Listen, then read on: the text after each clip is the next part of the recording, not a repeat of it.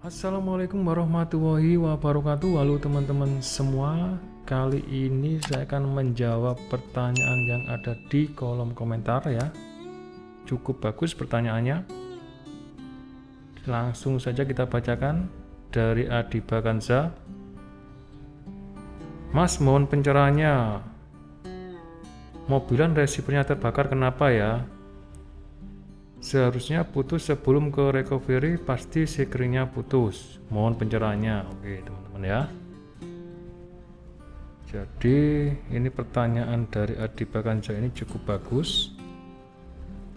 Kita jawab ya. Kita gambar dulu skema sederhana teman-teman ya. Ini baterainya.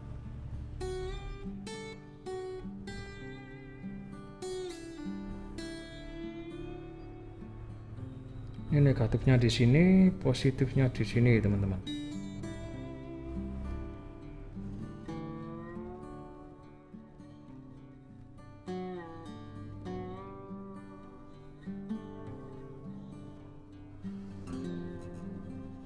Oke, kurang lebihnya seperti ini. Di sini ada saklar, kemudian gearbox. Kemudian ada juga receiver, ada lampu, ada musik, dan lain-lain teman-teman ya. Di sini kita pasang sekring. Sekring letaknya di sini teman-teman. Sekringnya di sini ya. Jadi kalau saya jelaskan pertanyaannya tadi, kenapa harusnya kan sekring ini memutus ketika terjadi konsleting, tapi kenapa receivernya masih terbakar, itu teman-teman. Maksudnya yang ditanyakan tadi. Oke ya. Sebelumnya buat kalian mungkin punya pertanyaan seputar mobil mainan aki atau seputar mobil mainan anak, kalian tulis di kolom komentar ya. Namun karena banyaknya pertanyaan sehingga butuh waktu yang ekstra, jadi saya mohon harap bersabar teman-teman ya. Menjawab pertanyaan dari Adi Baganza tadi ya, ada beberapa faktor atau sebab ya yang mana terjadinya receiver atau komponen lainnya terbakar teman-teman ya. Sebab yang pertama ini karena adanya konsleting teman-teman ya. Jadi konsleting ini hubungan arus pendek ya.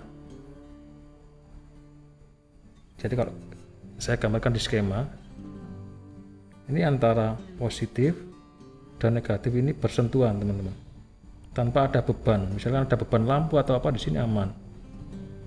Namun ketika tanpa beban, ini menjadi atau ini yang disebut dengan konsleting, sehingga sekring ini akan memutus aliran ya, diputus di sini, sehingga aliran yang di sini sudah tidak terdapat kutub positifnya lagi, sehingga komponen-komponen yang di samping ini seperti saklar, gearbox, receiver dan lainnya ini menjadi aman teman-teman, atau tidak terbakar. Namun perlu diketahui ya, jadi ketika kita memasang sekring ini harus sesuai atau pas teman-teman, tidak boleh terlalu besar dan juga tidak boleh terlalu kecil.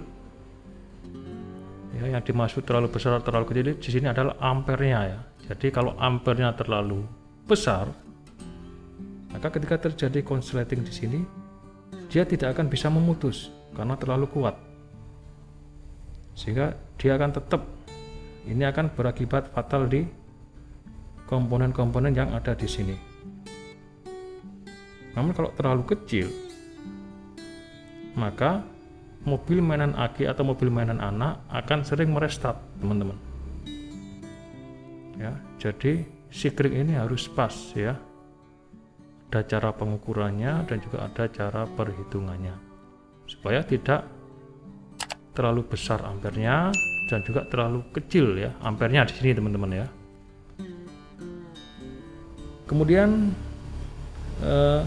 yang kedua, mungkin ini tadi yang dimaksudkan dari Adi Bakansa tadi ya, kenapa sudah terjawab, namun masih banyak lagi sebab-sebab receiver ataupun komponen-komponen ini bisa terbakar. Sebab yang kedua adalah karena durasi atau over durasi. Durasi yang berlebihan teman-teman ya. Jadi ketika harusnya ini 1 jam, maka dibuat main berjam-jam, antara 4 jam, 5 jam, maka komponen ini bisa panas dan bisa langsung terbakar.